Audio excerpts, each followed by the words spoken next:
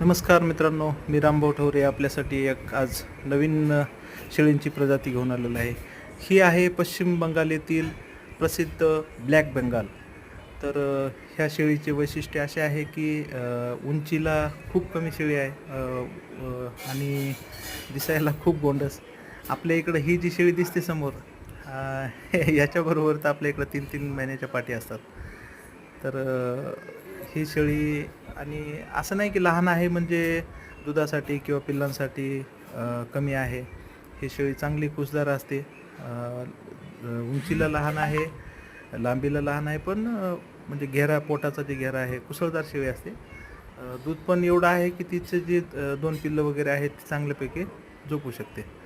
तर ही पश्चिम बंगाल येथील लोकल जात आहे आणि पिल्लं पाहायला गेलं तर खूप गोंडस, खूप असं वाटतं की पिल्लांना उचलून आपल्या गोदीत घ्यावं. जसं हरणाची लहान लहान पिल्लं असतात गोंडस एकदम, तसे ह्याचे पण असतात.